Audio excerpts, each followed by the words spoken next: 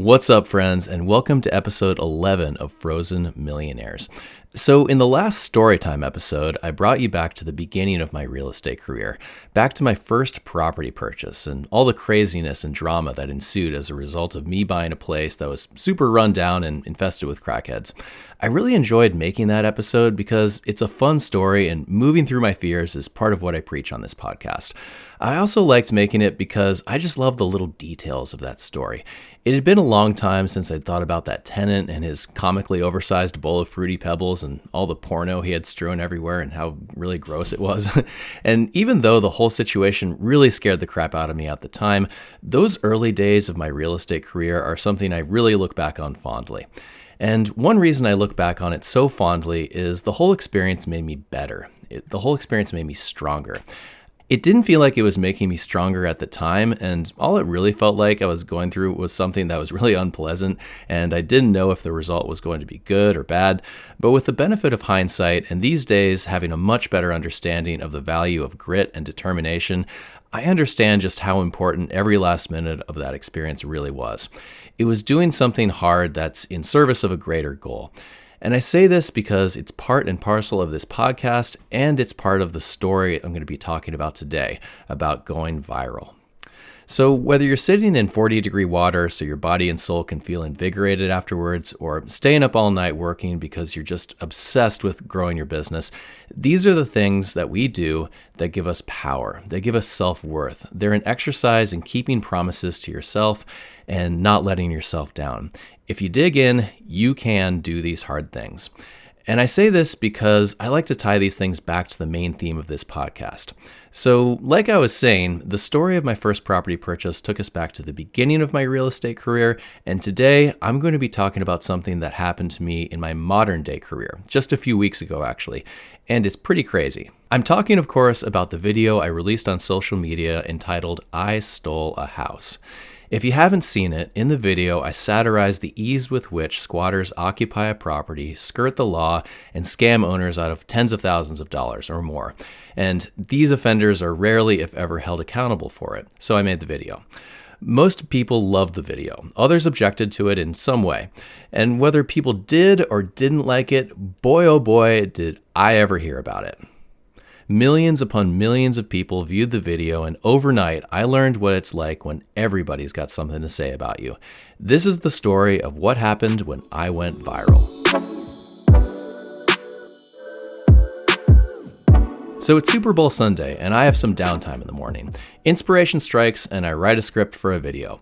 This is pretty common for me. If you're not familiar with me on social media, I regularly post content usually related to real estate investment. A lot of it is very tongue-in-cheek and satirical because that's just how I roll. I have genuine concerns and strong opinions when it comes to the policies affecting my livelihood, as well as the politics and the way things are run in the city that I live in, Portland, Oregon. I won't go off on a huge tangent, but to a certain extent, everything you've heard about Portland, Oregon is true. It's an amazing city with a lot of things going for it, but it's super liberal, and crime and homelessness are a huge problem, and this is due pretty much entirely to the series of bad choices in policy made by city leaders and their constituents. I've posted about some of the problems that Portland has been experiencing and my whole take on them. And in the process, I've gotten a little taste of what it's like to have a big group of strangers come at you in the comments. Some of the comments I've received have been intelligent and genuinely made me think. A lot of them have just been vile streams of consciousness by really angry, really sad people. It reminds me a little of one of my favorite Mike Tyson quotes when he said, "Social media made y'all way too comfortable with disrespecting people and not getting punched in the face for it." So I went into this whole thing not completely green and with a thicker skin than most people, I think. And if I didn't have that thick skin, then I probably wouldn't have posted in the first place. Because to a certain extent, I knew there was a decent chance a video like this would stir the pot. But I made the decision a long time ago to stand behind my words and behind my actions, even if some people disagreed. So there was zero hesitation when I said, let's let her rip. So I write the script for the video from the perspective of somebody whose objective it is to squat in a house in Portland. And I chose this topic because I'm routinely shocked at the amount of leniency afforded to people who do things like this. To me, if you take somebody's property without paying for it, it's theft, pure and simple. That's pretty much the textbook definition, taking something without payment or permission. But with real property, that's houses, apartments, etc., in spite of the huge dollar value being stolen, it's a gray area for some reason. And I've never agreed with that. And if you further compound this by having policies that don't penalize this type of theft and don't hold offenders accountable, then you get a proliferation of that particular type of crime. And ultimately, you get the situation that we have today, which is a nationwide scourge of what is essentially stealing houses. That's why I decided to title the video, I Stole a House, because even though it's a provocative title, that's literally what it is. It's stealing a house.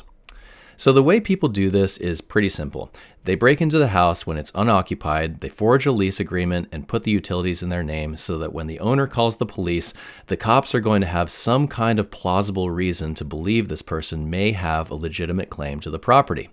And the cops don't want to forcibly remove someone from a house under what's essentially a he said, she said type of disagreement, because if they get it wrong, they could get in trouble. And if you live in an area that underfunds and underappreciates their police department, like they do in Portland, the cops are going to be even less likely to put their necks on the line and jeopardize their livelihood in case they remove someone who actually did have a contractual right to occupy the property. So that's pretty much it. That's the scam. You would think that this would go to a judge and be an open and shut case within a day or two because, of course, there's no real lease, no signature from the owner on like any agreement. But instead, it takes months or even years because these people have studied the law and they know how to prolong the process. And to make matters worse, there are state-sponsored tenant advocacy groups who give them free legal assistance. In fact, it's not even just tax-funded tenant advocacy groups perpetuating the crime. There are also lawyers who now specialize in shaking down landlords. And a lot of times it's in cases where the landlord has done absolutely nothing wrong, but the landlord in this case is the deep pocket. And the law is so lopsidedly in favor of the tenant that these shitbag lawyers know there's a payday to be had. And because the system is so rigged against them, landlords often learn that it's cheaper to pay the mob than it is to fight them. So the owners end up just cutting a check to both the squatters and the lawyers to make them go away, often for thousands or tens of thousands of dollars. There's nothing bad I can say about lawyers that hasn't already been said, but go ahead and add this drop to the bucket. So I detail this very common scam in a video that's a little over a minute long, and when I'm done, I'm pretty satisfied with my work. I think I've done a good job of demonstrating just how absurd this really is, while also dropping several hints that I didn't actually commit the crime myself, which didn't totally work, but more on that later. So after I made the video, I did consider for a minute that this type of content could upset some people because it could inspire some people to perpetrate this exact scam using these steps. But after thinking it over, I concluded it's better to educate as many people as possible on how different scams work so people are more likely to recognize them and not be victims themselves. So I make the video and I post it to TikTok right as I'm walking up to a Super Bowl party. I put my phone in my pocket and turn off my notifications so I can enjoy the game. Little did I know that as my phone sat in my pocket, there was a storm a-brewing. So it's halftime of the Super Bowl, and I've got a chicken wing in one hand and my phone in the other, and I open up TikTok. It's been a while since I posted, so I should have an idea of whether the video is landing or not. I open the app, swipe down to refresh, and my notifications explode like a fireworks display. I'd swipe down to refresh, and they would light up all over again. Thousands of views and climbing by the minute, and every time I refreshed, there was more and more and more. So I'm thinking, hell yeah, this is awesome. Looks like I struck a chord. People are commenting and I want to respond, but I'm at a party, so I figure I'll just take a closer look after the Super Bowl. But that little dopamine surge from notifications is really no joke. So before I put my phone down to get back to the party, I swipe down just one last time and the video is blacked out, and I read a message telling me that the video has been removed for violating the TikTok terms of service. I take a closer look, and apparently TikTok was convinced I'd actually committed an actual crime, and you're not allowed to post videos like that. So just like that, the video is gone, and my dreams of going viral vanish before my very eyes. So I'm super bummed, but I figure, hey, TikTok tends to be a little stricter about this kind of stuff. Maybe if I change the title in the first few seconds of the video to Free House instead of I Stole a House, then maybe it would fly. And it totally worked. For about 15 minutes. Same result, same explosion of notifications, same notification from my TikTok that the video had been deleted. Well, damn it, I think. I guess it's just too hot for TikTok. But usually Meta is a little bit more lenient. That's Facebook and Instagram. So I post to my Instagram, and within the first hour, it does about as well as anything else that I post. Oh well, I think to myself, it's still a good video, easy come, easy go. But before I go to bed, I take another look, and the view count has definitely gone up. But it's nothing crazy. The next morning, though, everything would change. So the next morning, I check it out and whoa, okay, things have started to pick up. It's not rocketing up like it was on TikTok, but the views are in the tens of thousands and people are starting to notice. But then something happens. A friend sends me a link to a Twitter account, an X account, I guess I should say, and I click the link and immediately know what has happened. The link leads me to an account with all the hallmarks of the American right wing. American flags covered by guns, skulls with Oakleys on them, that sort of stuff. And then there's my video, and the views are already close to 1 million. Now, I don't mess with Twitter hardly at all, but I can see how many people have shared, reshared, and put their own text over top of the video and reposted it, and same as it was on TikTok for that brief period, it's spreading like wildfire. So I DM the guy who owns the account, and I tell him it's my video, and he tags me, and just like that, I start to get my first followers on X. I check back on Instagram, and I don't know whether it's the momentum from Twitter or what, but things have caught fire. The views have climbed into the hundreds of thousands, and I'm starting to get messages and emails from friends who are seeing this, and from the looks of things, a lot of this momentum is coming from Twitter. And I know Elon won't delete my video like TikTok did, so we're good there. Every time I check out someone who's reposted, it'll be someone with several 100,000 followers, so their repost will already be in the several 100,000 or millions of views. Then I'll click on another and another and another, and I'm realizing at this point several million people have watched me pretend to steal a house. So everything was going great. Until it wasn't.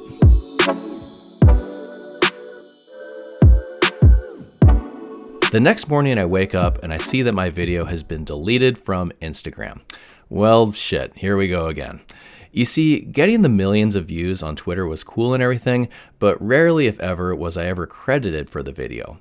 On Instagram though, people were liking and sharing it from my profile, and this is important not only for me to receive credit for it, but also because it was important for people to see my profile and see that I'm a real estate investor, I own property, and I obviously didn't steal a house.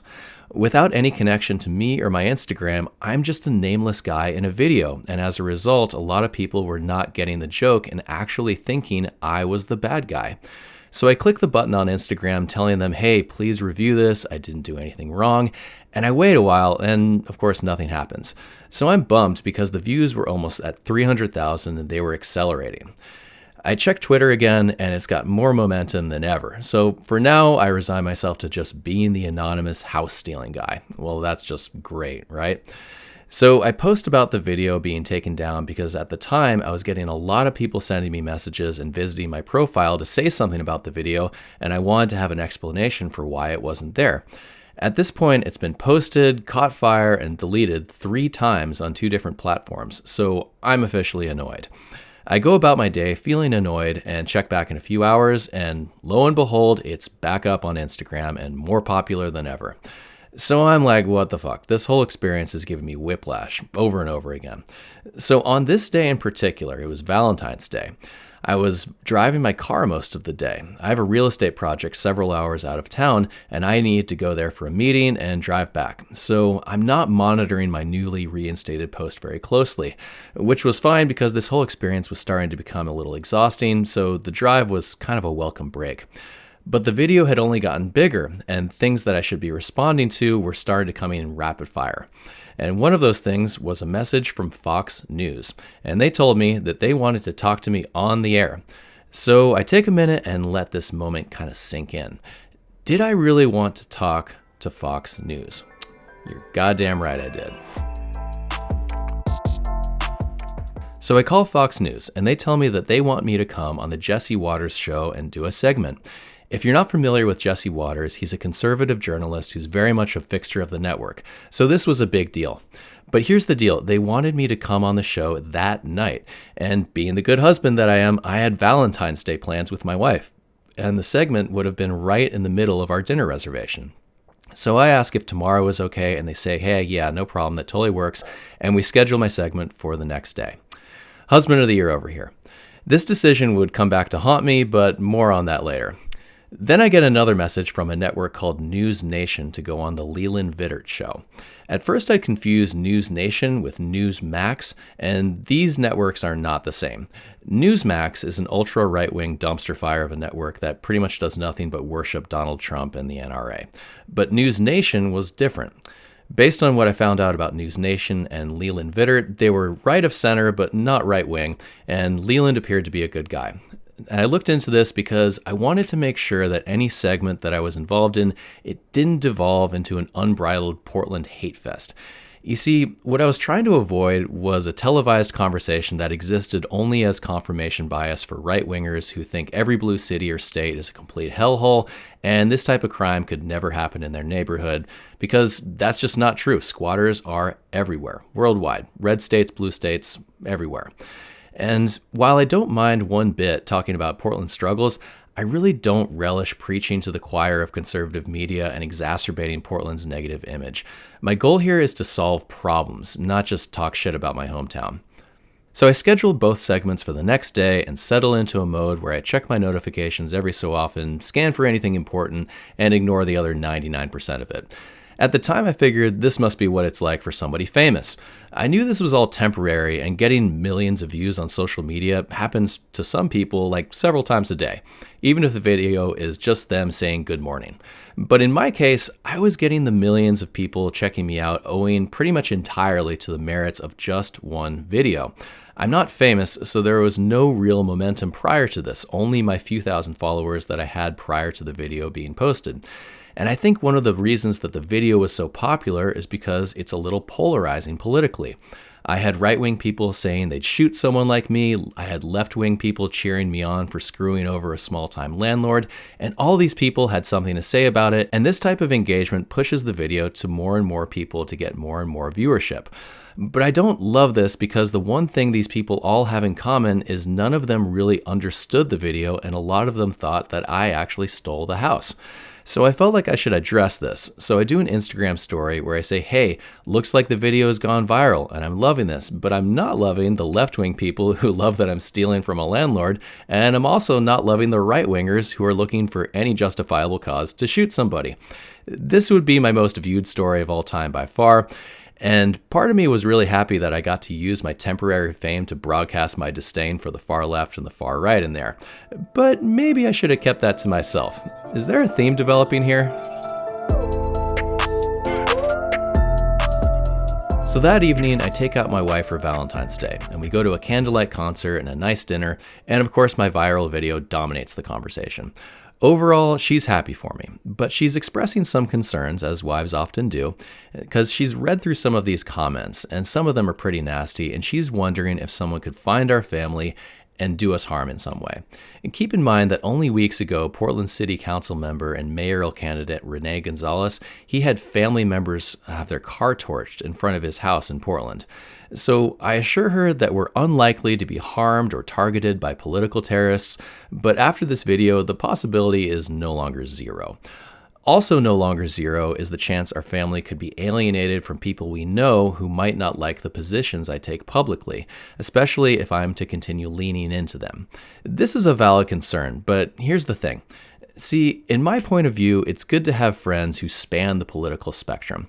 So long as they're not too far in any one direction on the political spectrum, they're not too obnoxious about it, and it doesn't completely consume their identity, I think it's okay. So these people that we worry about are the people that you hear about that have kind of gone off the deep end and started to believe things like Pizzagate, communism, flat earth theory, like the nutty bullshit. And although I don't know anyone really well that's like that, I will admit that I've distanced myself from some people who have gotten a little nutty on one end of the political spectrum or another. So her fear that this could happen to us is valid, although I suppose it comes down to where you and the people you know draw the line. And if you simply cannot and will not associate with someone who's not in the right political party or on one side or another of a particular issue, and you want to ditch a friend over that, then I'm sorry, but that is on you. So, since the space I'm occupying politically is not extreme in nature, I'm able to assure her that it's unlikely that we'll be shunned by any friend or attacked by any terrorists. But then again, this is Portland. So I'm able to address her concerns, and we have a nice evening, and the next day it's time for me to do my segments on cable news. First is Leland Vitterts on News Nation. I get sound checked, I meet Leland, and we go live. Overall, I thought the segment went great. You can go see it on my socials if you like. We mainly talked about squatting, how the scam works, and how people can protect themselves against this type of crime. And at the conclusion of the interview, we go off the air and Leland compliments my performance and tells me I should be their squatting expert. That's not something I'd thought of before, but I tell him I'm all for it. So we conclude and I'm feeling good and the phone rings. And it's Fox News. They tell me they're canceling my segment and they're sorry for any inconvenience. When I ask them why, they tell me they just don't have time, other things came up, etc. So immediately I think back to the story I'd shared on Instagram where I call out the left-wingers and the right-wingers who are the only ones stupid enough to think that I'd actually stolen a house. And I think to myself, shit, someone at Fox News saw this and decided I was not one of them, that's in air quotes, and they can't have me clashing with their target demographic, so better to just cancel the segment and not risk it. So right about that time, I get a call from an old friend of mine named Jenny White, and Jenny runs a PR and marketing firm down in Los Angeles. And she gives me some expert PR advice for which I was very grateful. She told me that I needed to be careful not to alienate any segment of my audience, even if it's a segment that I don't particularly love. Your audience is your audience, and you need to speak to all of them. So this is great advice, but unfortunately I did not hear it before I spouted off on my story about how stupid left and right wingers were. And I guess that advice hasn't completely sunk in because here I am doing it all over again on my podcast. But it turns out that these wouldn't be the only people that I'd offended with the video. The next group I'd have to deal with would be one of my own communities, one that I hold very dearly. And that would be the great men of GoBundance. How did I offend them, you ask? Well, in the video, I was wearing a hat with the GoBundance logo. And when my wife had concerns about the video impacting our standing in the community, she was right, although not quite in the way she would have thought. So when I was making the video, I wanted to include some hints that I was one of the good guys, and I wasn't actually perpetrating this crime. I was only showing the ease with which it could be committed. One of the clues that I gave was having a screen recording of a web browser with search results that said how to be a piece of shit. It was only on there for a second, but I figured that sharp-eyed viewers would see it and immediately know that I was calling people who did this type of scam pieces of shit. And another one of the clues that I gave was me wearing a hat from a group that I belong to called GoBundance. If you missed episode 1 and you haven't heard me talk about GoBundance, it's a nationwide men's group that you join if you want to be around high achievers. It has certain income and net worth requirements to join, and once you're in, you speak very openly with other members about all facets of your life, all in an effort to improve your life and be the best band that you can be. So if you have GoBundance gear on, there's a pretty decent chance you're a member and not in a financial state that would necessitate committing a crime like this to support yourself. So I'm a card-carrying member, and I figured, hey, let's wear the hat, and if a viewer looks up GoBundance, they'll see it's a Millionaires Club and infer from this that it's much more likely that I'm satirizing the subject matter rather than committing a crime. So what ends up happening is my buddy Gabe Hamill calls me up and he says, hey man, sounds like GoBundance has gotten wind of the fact that you were wearing a GoBundance hat in your viral video, and some members are complaining. So you might want to reach out to Matt King, that's the CEO of GoBundance, and just make sure everything's cool. So this definitely got my attention because I love GoBundance and it's a great community and I've made some great connections there. So if I'm in trouble with them, I definitely want to smooth things over. So I call up Matt King and I leave him a message that I heard some members were concerned and I'd be happy to talk. He messages me back saying it's all good, zero concerns, love the video. So I'm relieved, but then I log on to the GoBundance Facebook group and somebody has posted about it. It's from another member saying, who is this clown? He's acting a fool with a GoBundance hat on. What the heck is this? And then another couple of dudes chime in saying, hey, yeah, who is this guy? Let's kick his ass. And I'm thinking, damn it, looks like I've offended these guys. So I start crafting a reply, but then something happens. A ton of guys, some of whom I know and some of whom I don't, start replying with messages in support of me. They identify me, they tag me, and they say I'm a good guy, the video was clearly satire, and they personally thought it was great, and the haters need to slow their roll. So the comments keep rolling in, and the ratio of guys supporting me continues to grow until it's the vast majority that have my back. I'm watching this happen and not yet chiming in, but right as I'm about to, the post gets deleted by the original poster. So I message the guy and I say, "Hey, I saw your post. It was me in the video. Sounds like you didn't like what I did. I totally understand your concerns. Let's talk about it if you want to, but if we meet at an event, there's no hard feelings and I'd be glad to buy you a coffee and chat about it." He replies that he didn't mean for the post to be slanderous and the comments were starting to make it feel that way, so he thought it best to delete it. But he's not stressing about it and he looks forward to meeting me at an event one day. So things have been totally smoothed over, but I'm thinking, hey, I should post to the group and tell them that it's me in the video, and if you love it or hate it, I'm happy to talk about it. But here's the full story. So I post, and the comments roll in at about 90% in favor of me and what's in the video, with a few guys saying, hey, do what you want out there in the wild, but don't do controversial stuff publicly with a GoBundance hat on you, because it could reflect poorly on the group. And for that, I totally get it. And I totally understand the concern. So the next time I make a video like that, I think I may skip wearing GoBundance gear. But not because anybody told me not to, and I've never apologized for this and have no plans to. But nonetheless, I do very much care about how I'm perceived in this community, and I don't want my personal brand within the group to be defined as me being careless or flippant while I'm wearing the GoBundance jersey. The other main objection rendered was that I was educating criminals and giving them a how-to guide on squatting, and this is a bad thing. Now, on this objection, I'm going to push back, and I did so in my post. Yeah, the video shows how the scam is perpetrated, and someone could potentially emulate this. But you see, folks, here's the thing. The way people get away with scams is they're perpetrated on people who are not aware that they're being scammed until it's too late. Scams are constantly evolving and changing, and the one constant is that the scam gets prevalent, it claims a ton of victims, and eventually people get wise to it, and it becomes a whole lot less profitable to perpetrate the scam, and eventually it either goes away or fades into obscurity. The more people that are aware of the dangers, processes, and costs of getting scammed by squatters, the less likely it is they're going to be victimized. Scammers prey on ignorance, and that's the very thing I'm addressing. I never set out to educate millions of people about real estate scams, but here we are. Having been in real estate for 20 years, I've heard all of the scams, and I'm more than happy to help people avoid being victimized. So if you're wondering if I'm going to talk more about real estate scams and the ways you can protect yourself, let's just say my viral video is just the beginning. So at this point, it's been several days of riding the viral wave. I've been contacted by what feels like everybody I've ever met. Strangers have both complimented and insulted me by the thousands. I've been written up in publications as far-reaching as Toronto, of all places. And finally, the momentum starts to slow down a bit. I knew this was coming, and I was totally okay with it. I had long since stopped checking how many hits it got on Twitter because it became impossible to track with all the posting and reposting across probably thousands of accounts. But overall, I'd estimate the views were in the tens of millions.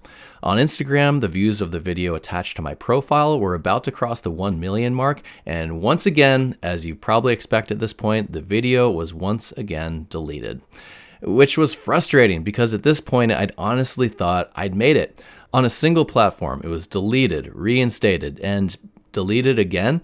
I pushed the button to fight it, but it didn't work this time. It stayed deleted, and it would continue to live on only in the profiles of the people who had downloaded the video and either re-uploaded it as their own, which happened a lot, usually without crediting me, or they made remixes of the video where they added their own commentary. Again, 90% of the time not tagging me. I could have gone around searching for these videos, messaging the creators, and asking them to credit me, but at this point, I was done chasing the rabbit. I probably could have paid someone to do it, but I'd devoted so much energy and mental bandwidth to this whole thing over the past several days, I figured at this point, it just was what it was. I was starting to get views on the segment that I did with Leland Vittert, and people who had discovered me through the video were starting to check out my other videos and the Frozen Millionaires podcast, and honestly, that's where I wanted people to land anyway, so I was happy about that. I got some new followers, I gained some notoriety, definitely grew a thicker skin, and was definitely overall better off than before I'd made the video. Going viral was an experience unlike anything I've ever felt in my entire life. You feel very vulnerable, very exposed, and you find out really quickly just how mean and nasty people can be on the internet. But the fact of the matter is, if you put yourself out there, you're going to get some people hating on the things that you do, no matter what it is, even if it's literally just giving sight to the blind. Mr. Beast did this in a video, and there were actually people who hated on him for restoring people's vision. This to me is insanity, but it's the way it is these days. Literally everything gets posted these days, and even if it's a video of a box full of puppies in a sunny field, if enough people see it, there's going to be someone out there drinking the haterade, but that's okay. One huge way I've grown from this experience is my full acceptance of this as a fact. It's a fact that I can't change, and I now accept it, and I don't let it get to me. Mostly. I'm almost there. I think my favorite part about the whole experience was having people I know sending me messages of support, pretty much the whole time this was happening. Close friends, people I hadn't spoken to in years, they all came out of the woodwork to give me words of encouragement, and that felt great. Way back in the day when I was in a band, I always liked the validation that came with someone appreciating my work, which in this case was the music I was recording and performing with the Retrofits. I didn't just make music for other people, but to me, an artist who creates only for the sake of their own enjoyment isn't really an artist at all. Art is meant to be shared. It's meant to be shared, enjoyed, validated, loved, hated, and experienced by the world around them. If a tree falls in the forest and nobody's there to hear it, yes, it makes a sound, but that sound has no meaning unless someone is there to experience it. If millions of people see something you worked on, that has meaning. Say what you want about social media, but it's where people the world over are spending their time and consuming their media. And if they choose to spend a minute with you, that's meaningful. So that's why I made this video, and that's why I do this podcast, and that's why I care about the things that I create. At this point, it's been a few weeks since the video went viral, and I've since then uploaded the tamer free house version that I uploaded to TikTok after the first version was deleted. The algorithm hasn't been as kind to it this time around, and the trendiness of the video has kind of come and gone. But the view count is still in the tens of thousands, and I can once again be credited for it if it gets reposted. It might get deleted again, but at this point, I'm okay. The internet has moved on to the next thing, and I'm no longer famous. My 15 minutes lasted about a week, and I haven't done the math, but that's at least more than I was originally entitled to, I figure. Would I do it again? Absolutely. Even though it was stressful at times, it was a fun ride. My wife told me later that I should have postponed our Valentine's Day dinner to go on Fox News. So to the married men out there, take note. Women would much rather have a famous husband than a husband who takes them to dinner on Valentine's Day. So strike when the iron is hot and take the next available opening on Fox News if this happens to you. And do this especially if your politics are not in lockstep with the Fox News audience. So that's the story of how I went viral, what it was like, and what I learned from it. It was a wild ride, and if it happens to you, I promise that you'll never see the world quite the same again. But I can also guarantee that it'll make you stronger and more aware. And it'll give you some battle scars that will make you more adept at being in the public eye and handling criticism. And if you're going to make your mark in this world, sooner or later, people are going to take notice and they're going to have something to say about you. And it's not always going to be nice. But that's okay. Stay true to your purpose, keep moving forward, and keep being yourself. And if you do, you may be rewarded by the privilege of having it happen all over again. And you don't even have to steal a house. Thanks for listening to the Frozen Millionaires podcast. I'm your host, George McCleary. And if you liked this episode, I'd be super grateful if you take a moment to leave me a review. And if you didn't like this episode, didn't like the viral video, and you don't like me, and you want to let me know about it, you see, I'm grateful for that too. And I say that because here on Frozen Millionaires, we embrace the cold to ignite the dream. And in this instance, your words are the metaphorical cold that I speak of. So I will see you on the next episode of Frozen Millionaires, where we will, no matter how cold it gets, embrace the cold to ignite the dream. See you then.